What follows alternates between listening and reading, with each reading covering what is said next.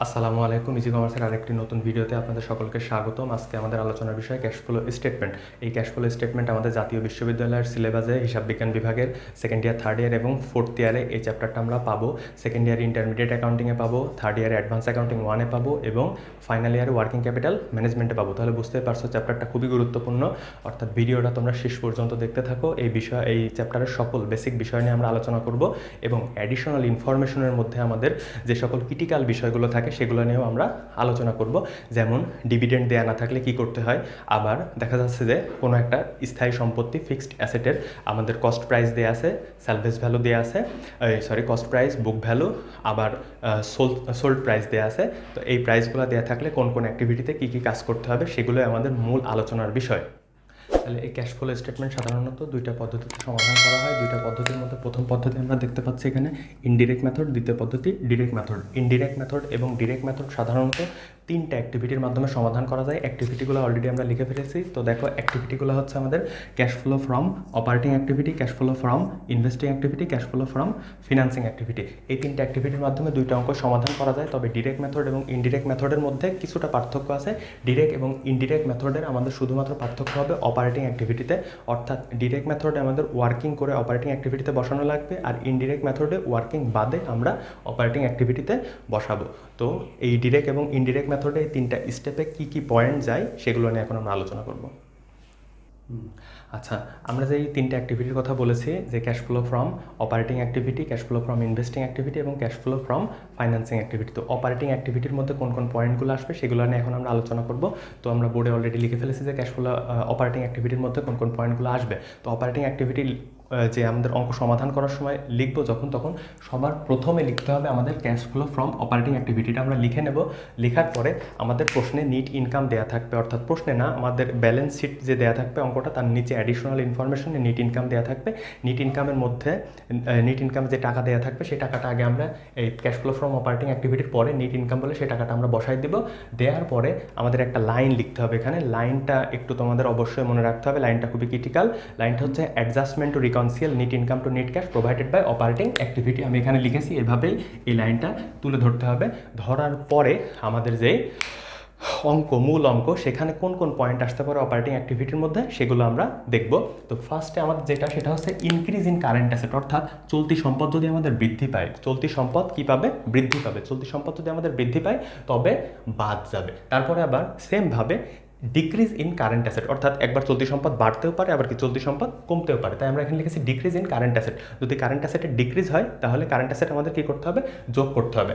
আবার তার পরবর্তী পয়েন্ট আমাদের লেখা আছে ইনক্রিজ ইন কারেন্ট লাইবিলিটি, অর্থাৎ দায়। আমাদের চলতি দায় যদি বাড়ে, দায় বাড়লে যোগ করতে হবে, আর যদি দায় কমে অর্থাৎ ডিক্রিজ ইন কারেন্ট লাইবিলিটি, দায় কমলে আমাদের সেটা বাদ দিতে হবে। এখন আমাদের একটা প্রশ্ন থাকতে পারে যে অ্যাসেট আমাদের বাড়তেছে কিন্তু আমরা এখানে বাদ দিচ্ছি কেন?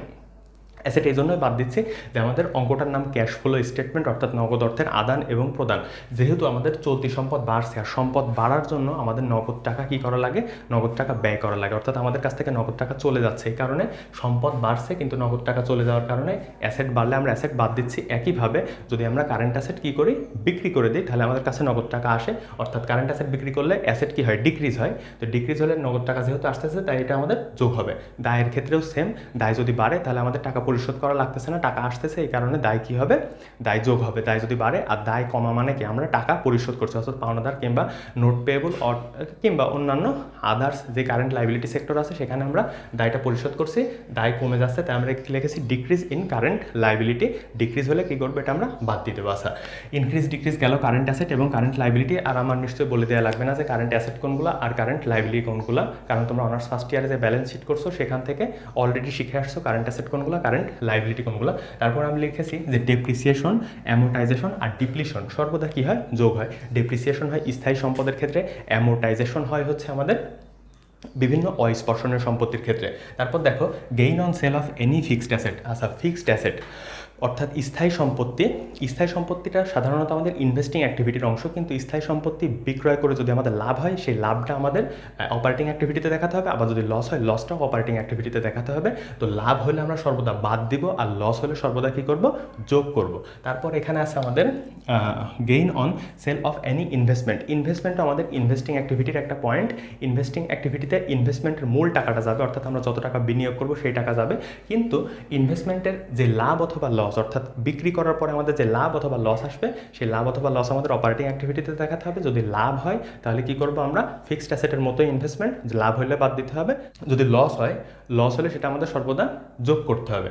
তারপর আছে আমাদের অ্যালাউন্স ফর ডাউটফুল ডেপ্ট একটা দায়, এটা যদি আমাদের বাড়ে তাহলে যোগ করব, আর যদি কমে তাহলে এটা আমাদের কী করতে হবে, অর্থাৎ ডিক্রিজ হলে বাদ দিয়ে দিব। বাদ দেওয়ার পরে আমাদের টোটালটা ক্যালকুলেশন করব। ক্যালকুলেশন করার পরে এখানে একটা রেজাল্ট আসবে, এখানে একটা লামসাম একটা রেজাল্ট আসবে। যদি রেজাল্টটা পজিটিভ আসে, রেজাল্টটা যদি কী আসে, পজিটিভ আসলে আমরা এখানে লিখবো যে net cash provided by operating activity. যে কোনো অ্যাক্টিভিটির রেজাল্ট যদি আমাদের পজিটিভ আসে তাহলে আমাদের লিখতে হবে net cash provided by operating activity, আর যদি আমাদের রেজাল্ট নেগেটিভ আসে তখন আমরা লিখবো net cash used by operating activity, অথবা যে অ্যাক্টিভিটি আছে সেই অ্যাক্টিভিটির নাম আমরা দিতে পারি।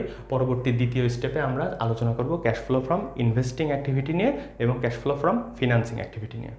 আচ্ছা, প্রথম পর্যায়ে আমরা cash flow from operating activity নিয়ে আলোচনা করেছি। আমাদের বোর্ড যেহেতু ছোটো, বোর্ডে আটানো সম্ভব হয়নি, তাই দুইটা অ্যাক্টিভিটি আমরা পরে লিখলাম।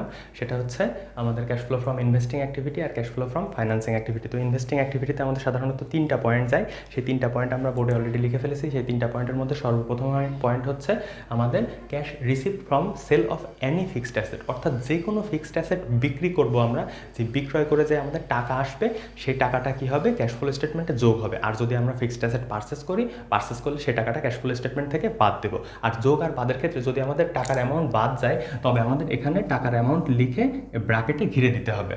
টাকার অ্যামাউন্ট যদি আমাদের বাদ যায় তবে টাকার অ্যামাউন্ট লিখে আমাদের এটা ব্র্যাকেটে ঘিরে দিতে হবে। তারপর আছে ইনভেস্টিং অ্যাক্টিভিটিতে ইনভেস্টমেন্ট অবশ্যই আসবে। ইনভেস্টমেন্টের 2-3টা ক্যাটাগরি আছে, তার মধ্যে আমি 2টা তুলে ধরেছি। একটা হচ্ছে হেল্ড টু ম্যাচুরিটি সিকিউরিটি, আর একটা হচ্ছে আমাদের ট্রেডিং সিকিউরিটি। তো এই 2টা ইনভেস্টমেন্টের মধ্যে যদি আমরা ইনভেস্টমেন্ট বিক্রি করি, একইভাবে ইনভেস্টমেন্ট বিক্রি করলে আমাদের কাছে টাকা আসবে, অর্থাৎ আমাদের ক্যাশ ফ্লোতে যোগ করতে হবে। আর যদি ইনভেস্টমেন্ট আমরা কোনো জায়গা থেকে পারচেস করি অথবা বিনিয়োগ করে থাকি, সেই ক্ষেত্রে আমাদের কাছ থেকে নগদ টাকা চলে যাবে, সেজন্য আমরা কী করব, এটা হচ্ছে বাদ দিয়ে দিব।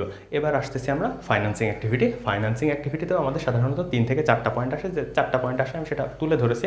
সেখানে হচ্ছে আমাদের receive from issue of any common stock. আচ্ছা, যদি আমরা কমন স্টক অথবা প্রিফারেন্স স্টক যেটাই ইস্যু করার অর্থ হচ্ছে আমাদের কাছে নগদ টাকা আসবে, আর কমন স্টক ইস্যু করলে সেটা আমাদের ক্যাশ ফ্লো স্টেটমেন্টে কী করতে হবে, যোগ করতে হবে।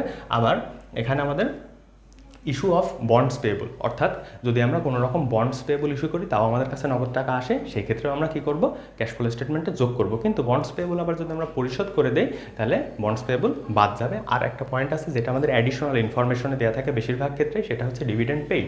আর ডিভিডেন্ড পেইড আমাদের সর্বদা বাদ যায়, ডিভিডেন্ড পেইড সর্বদা কী হবে, বাদ যাবে। বাদ যাওয়ার পরে আবার সে একই আমি অপারেটিং অ্যাক্টিভিটিতেও বলে আসছি যে আমাদের সম্পূর্ণ যোগ করার পরে যে প্রতিটা অ্যাক্টিভিটিতে আমাদের যোগফল দেখতে হবে। যোগফল আমাদের রেজাল্টটা পজিটিভ আসছে না নেগেটিভ আসছে। যদি আমাদের রেজাল্ট কী আসে, পজিটিভ আসে, সেই ক্ষেত্রে আমাদের লিখতে হবে নেট ক্যাশ প্রোভাইডেড। পজিটিভ আসলে কী লিখতে হবে, নেট ক্যাশ প্রোভাইডেড বাই হচ্ছে কি যে অ্যাক্টিভিটি, সেই অ্যাক্টিভিটির নাম দিয়ে দেবো। যদি ফিনান্সিং হয় ফিনান্সিং বলে দেবো, ইনভেস্টিং হলে ইনভেস্টিং বলে দেবো। আর যদি আমাদের যোগফলটা কী হয়, নেগেটিভ ফিগারে আসলে আমাদের লিখতে হবে নেট ক্যাশ ইউজড বাই, যদি ইনভেস্টিংয়ে হয় তাহলে ইনভেস্টিং অ্যাক্টিভিটি, যদি ফিনান্সিংয়ে হয় তাহলে সেটা কি ফিনান্সিং অ্যাক্টিভিটি। এটা আমরা লিখে দেবো। দেওয়ার পরে এই পর্যন্ত 3টে অ্যাক্টিভিটি করার পরে আমাদের কাজ হবে যে টোটালটার যোগফল নামায় নিয়ে আসা, অর্থাৎ আমরা অপারেটিং অ্যাক্টিভিটিতে যে যোগফল আছে দেখতে হবে ওটা পজিটিভ না নেগেটিভ, তারপরে আমাদের ফিনান্সিং অ্যাক্টিভিটি দেখতে হবে, তারপর ইনভেস্টিং অ্যাক্টিভিটি দেখতে হবে। এই 3টাই আমাদের যোগ বিয়োগ করতে হবে। যদি কোনোটা ইউজড থাকে সেই ইউজটা আমাদের বাদ যাবে, আর বাদ বাকি 2টা যোগ হবে। যোগ করার পরে টোটাল রেজাল্ট আমরা এখানে বসাবো। বসায় যদি আমাদের রেজাল্টটা পজিটিভ আসে, একদম সর্বশেষের রেজাল্ট যদি পজিটিভ আসে, সেখানে আমাদের লিখতে হবে net cash increase during the year. আর যদি রেজাল্ট নেগেটিভ হয় তাহলে লিখতে হবে net cash decrease during the year. এরপরে এর সাথে আমাদের প্রথমে যে অপারেটিং অ্যাক্টিভিটি করেছে ওখানে আমরা লিখে দিয়েছিলাম যে ক্যাশ বাদে কারেন্ট অ্যাসেটের বৃদ্ধি পেলে বাদ, আর কারেন্ট অ্যাসেটের কমলে অর্থাৎ ডিক্রিজ হলে যোগ। অর্থাৎ ক্যাশ বাদে, ক্যাশের আমরা কিন্তু কোনো কাজ অপারেটিং অ্যাক্টিভিটিতে করি নাই, চলতি সম্পদ হওয়া সত্ত্বেও আমরা করি নাই। ক্যাশের কাজ করতে হবে সবার লাস্টে, অর্থাৎ ক্যাশ দিয়ে আমরা অঙ্কটাকে যাচাই করে নিতে পারবো যে আমাদের অঙ্কটা সঠিক হচ্ছে না ভুল হচ্ছে। অর্থাৎ ক্যাশে দুইটা সাল দিয়ে থাকবে, দুইটা সালের মধ্যে প্রথম যে সাল সেটা আমাদের হচ্ছে ওপেনিং, আর পরে যে সাল থাকবে সেটা হচ্ছে আমাদের ক্লোজিং। ফর এক্সাম্পল ধরা যায় যে 2013 সাল আর 2014 সালের আমাদের ব্যালেন্স শিট দেওয়া আছে, তো 2013 সাল হচ্ছে আমাদের ওপেনিং আর 2014 সাল হচ্ছে আমাদের 2013 সাল হচ্ছে ওপেনিং আর 2014 সাল হচ্ছে ক্লোজিং। সেই ক্ষেত্রে আমরা ওপেনিং ক্যাশ ব্যালেন্সটা কী করব, যোগ করব, অর্থাৎ প্রথম সালের যে ক্যাশ ব্যালেন্স আছে সেটা আমরা যোগ করব। নিট ক্যাশ যদি আমাদের ইনক্রিজ হয়, ইনক্রিজের সাথে আমরা ওপেনিং ক্যাশ ব্যালেন্স যোগ করব। যোগ করার পরে আমাদের অঙ্কে দেওয়া থাকবে ক্লোজিং ব্যালেন্স। এখন দেখতে হবে যে এই ইনক্রিজ আর ওপেনিং ক্যাশ ব্যালেন্স মিলে আমাদের ক্লোজিংয়ের সমান হচ্ছে কি না। যদি ক্লোজিংয়ের সমান হয় তাহলে অঙ্ক আমাদের মিলেছে, অঙ্কতে আমরা মার্কস পাবো, আর যদি না হয় তাহলে অঙ্ক আমাদের মেলে নাই, কোনো না কোনো জায়গায় ভুল থেকে গেছে। আচ্ছা, আমরা আলোচনার প্রথমে বলেছিলাম যে কিছু সমন্বয় বা অ্যাডিশনাল ইনফরমেশন যেগুলো আছে অনেক ক্রিটিক্যাল দেওয়া থাকে, সেই ক্রিটিক্যাল সমন্বয়গুলোর মধ্যে থেকে একটা আমরা বেছে নিয়েছি। যেমন সেই সমন্বয়টা হচ্ছে আমরা আগে তুলেছি বোর্ডে, an equipment cost 10,000 with book value 8,000 was sold 9,000। অর্থাৎ এখানে তিনটা কথা লেখা আছে যে আমাদের ইকুইপমেন্টের কস্ট দেওয়া আছে, বুক ভ্যালু দেওয়া আছে এবং সেলস প্রাইস দেওয়া থাকে। তো এই সমন্বয় যদি দেওয়া থাকে, এই সমন্বয়টার কাজ করতে হয় আমাদের কিভাবে, আমরা এখন সেটা শিখব। যে আমাদের এর তুলনা করতে হবে আগে। আমাদের দেখা হচ্ছে বুক ভ্যালুটা মিডিল পজিশনে আসে, বুক ভ্যালুটা কোথায় আছে, মিডিল পজিশনে। তাই বুক ভ্যালুর সাথে একবার আমরা সেলস প্রাইসের তুলনা করব, আর এই বুক ভ্যালুর সাথে আরেকবার আমরা কস্ট প্রাইসের তুলনা করব। তো দেখো আমি তুলনা করে কি হয় সেই রেজাল্টটাও লিখেছি এখানে। বুক ভ্যালু এর সাথে সেলস প্রাইসের তুলনা করলে, বুক ভ্যালু এর সাথে সেলস প্রাইসের তুলনা করলে গেইন অর লস পাওয়া যাবে। অর্থাৎ আমাদের লাভ অথবা লস যদি বের করতে হয়, স্থায়ী সম্পত্তি বিক্রয়জনিত লাভ অথবা লস বের করতে গেলে কি করতে হবে, সেলস প্রাইসের সাথে কি তুলনা করতে হবে, বুক ভ্যালু। সেলস প্রাইসের সাথে আমরা কিসের তুলনা করব, বুক ভ্যালুর তুলনা করলে পাবো লাভ অথবা লস। আচ্ছা, এরপরে আমরা বুক ভ্যালুর সাথে যদি কস্ট প্রাইসের তুলনা করি, বুক ভ্যালুর সাথে কিসের তুলনা, কস্ট প্রাইস। অর্থাৎ বুক ভ্যালুর সাথে দুইটা জিনিসেরই তুলনা করতে হবে। বুক ভ্যালুর সাথে একবার আমরা তুলনা করব সোল্ড প্রাইস, আর একবার আমরা তুলনা করব কস্ট প্রাইস। যদি আমরা কস্ট প্রাইসের তুলনা করি তখন আমরা পাবো ডেপ্রিসিয়েশন। এই দুইটা পাইলাম। এখন প্রশ্ন হচ্ছে যে কোন কোন অ্যাক্টিভিটিতে কোন কোন কাজ বসবে। যদি আমাদের এরকম সমন্বয় থাকে, তিনটা ইনফরমেশন দেওয়া থাকে, এর কাজ হয় 4বার। কাজ হয় কয়বার, 4বার। এর মধ্যে দুইটা যাবে ইনভেস্টিং অ্যাক্টিভিটিতে, আর দুইটা আসবে হচ্ছে আমাদের অপারেটিং অ্যাক্টিভিটিতে। তো আমরা জানি যে ইনভেস্টিং অ্যাক্টিভিটিতে কী কী যায়, স্থায়ী সম্পত্তির ক্রয় এবং স্থায়ী সম্পত্তির বিক্রয়। সেই হিসাবে আমাদের যে কস্ট প্রাইস দেওয়া আছে এটাই হচ্ছে আমাদের স্থায়ী সম্পত্তির ক্রয় মূল্য। এই ক্রয় মূল্য আগে আমরা বসাই দিব কোথায়, ইনভেস্টিং অ্যাক্টিভিটিতে। দেন আমরা বসাবো হচ্ছে বিক্রয় মূল্য, অর্থাৎ বিক্রয়ের যে টাকা আছে এই বিক্রয় মূল্যটাও আমরা কোথায় বসাবো, ইনভেস্টিং অ্যাক্টিভিটিতে। তারপর আমরা এখানে যে দুইটা জিনিস আলোচনা করেছি, যে বুক ভ্যালুর সাথে সেলস প্রাইস তুলনা করলে গেইন আর লস পাওয়া যাবে, আর বুক ভ্যালুর সাথে কস্ট প্রাইস তুলনা করলে ডেপ্রিসিয়েশন পাওয়া যাবে। তো এই ডেপ্রিসিয়েশন আর লাভ লস আমরা অপারেটিং অ্যাক্টিভিটির প্রথমেই লিখেছি যে স্থায়ী সম্পত্তি বিক্রয়জনিত যে কোনো প্রকারের লাভ হলে বাদ, আর যদি লস হয় তাহলে সেটা আমরা কী করব, যোগ করব। তো আমরা তুলনা করে যদি আমরা বুঝি যে লাভ হচ্ছে তাহলে অপারেটিং অ্যাক্টিভিটিতে দেবো, দিয়ে সেটা আমরা বাদ দিয়ে দিব। আর যদি বুঝি যে ক্ষতি হচ্ছে তাহলে এটা আমরা অপারেটিং অ্যাক্টিভিটিতে দেবো, দিয়ে কী করবো, যোগ করে দিব। আর আরেকটা জিনিস আছে ডেপ্রিসিয়েশন। আমরা সব সময় জানি যে ডেপ্রিসিয়েশন জিনিসটা কি হয়, সর্বদা যোগ হয়। আর একটা সমন্বয় আছে যেটা আমরা একটু আলোচনা করব, সেটা হচ্ছে যদি আমাদের প্রশ্নে ডিভিডেন্ড দেয়া না থাকে তবে কিভাবে ডিভিডেন্ড বের করতে হয়। যদি আমাদের প্রশ্নে রিটেন আর্নিং দেওয়া থাকে, অর্থাৎ যে ব্যালেন্স শিট দেওয়া থাকবে আমাদের প্রশ্নের উপরে, ব্যালেন্স শিটে যদি আমাদের রিটেন আর্নিং থাকে কিন্তু অ্যাডিশনাল ইনফরমেশনে ডিভিডেন্ড পেইড না থাকে, সেই ক্ষেত্রে আমাদের ডিভিডেন্ড পেইড বের করার নিয়ম একটা ইকুয়েশনের মাধ্যমে আমরা ডিভিডেন্ড পেইড বের করতে পারি। ইকুয়েশনটা আমি পেছনে অলরেডি বোর্ডে লিখে দিয়েছি, দেখতে পারো যে ইকুয়েশনে ফার্স্টে লেখা আছে যে ওপেনিং রিটেন আর্নিংয়ের সাথে নিট ইনকাম যোগ করতে হবে, তারপর ইকুয়াল চিহ্ন দেওয়া আছে ডিভিডেন্ড পেইড যোগ ক্লোজিং রিটেন আর্নিং। এখানে আমাদের মান বসাই দিলে ডিভিডেন্ড পেইডটা আমরা মোটামুটি পেয়ে যাবো। সেক্ষেত্রে আমরা একটা আনুমানিক মান ধরি। ফর এক্সাম্পল দেখো, ওপেনিং রিটেন আর্নিংয়ে আমরা মান ধরে নিচ্ছি হচ্ছে 10,000 প্লাস আমরা মনে করি নিট ইনকাম দেওয়া আছে আমাদের কত, 15,000, 15,000। এখানে আমরা সমান সমান দিলাম। ডিভিডেন্ড পেইড যেহেতু বের করবো, ডিভিডেন্ড পেইড লেখা লাগবে এখানে, ডিভিডেন্ড পেইড লিখলাম, যোগ ক্লোজিং রিটেন আর্নিং আমরা লিখে নিতে পারি যে 20,000। দেখো এখানে এই দুটো যোগ করলে আমরা যোগফলটা পেয়ে যাচ্ছি হচ্ছে 25,000, আর এখানে হচ্ছে আমাদের ডিভিডেন্ড পেইড প্লাস 20,000, এদিকে যোগ আছে। আমরা তাহলে ইকুয়েশনের এই পাশে মানটা নিয়ে আসতে পারি, 25,000 মাইনাস 20,000 ইকুয়াল ডিভিডেন্ড পেইড। এবার আমাদের এখানে মাইনাস করলে থাকতেছে 5,000, এটা হচ্ছে ডিভিডেন্ড পেইড। এই পরিমাণ টাকা হচ্ছে আমাদের ডিভিডেন্ড পেইড। এটা আমাদের দেখাতে হবে ফাইন্যান্সিং অ্যাক্টিভিটিতে যদি আমাদের অ্যাডিশনাল ইনফরমেশনে ডিভিডেন্ড দেয়া না থাকে আর রিটেন আর্নিং প্রশ্নে থাকে সেই ক্ষেত্রে আমরা বের করতে পারবো। যদি আমার অ্যাডিশনাল ইনফরমেশনের ডিভিডেন্ড দেওয়া না থাকে, আবার প্রশ্নে রিটেন আর্নিংও না থাকে, সেক্ষেত্রে আমার ডিভিডেন্ড দেখানোর কোনো প্রয়োজন নেই। আজকে আমরা শিখলাম তাহলে ক্যাশ ফ্লো স্টেটমেন্টের ইনডিরেক্ট মেথডটা। পরবর্তী ক্লাসে আমরা আলোচনা করব ক্যাশ ফ্লো স্টেটমেন্টের ডিরেক্ট মেথড নিয়ে। আর বুঝতে পারতেছো রমজান মাস চলতেছে, তার উপর প্রচণ্ড গরম পড়তেছে, আমাদের ভিডিওগুলো তৈরি করতে কিন্তু অনেক অনেক কষ্ট হচ্ছে। তাই তোমাদের সকলের সাপোর্ট আশা করতেছি। সকলে ভিডিওটাকে লাইক করো, শেয়ার করো বন্ধুদের সাথে, এবং যদি আমাদের চ্যানেলে নতুন হয়ে থাকো, সাবস্ক্রাইব করা না থাকে, তাহলে অবশ্যই চ্যানেলটাকে সাবস্ক্রাইব করো। আর যদি কোনো প্রশ্ন থাকে অবশ্যই নিচে কমেন্ট সেকশনে জানাও। আজকের মতো এই পর্যন্ত, আল্লাহ হাফেজ।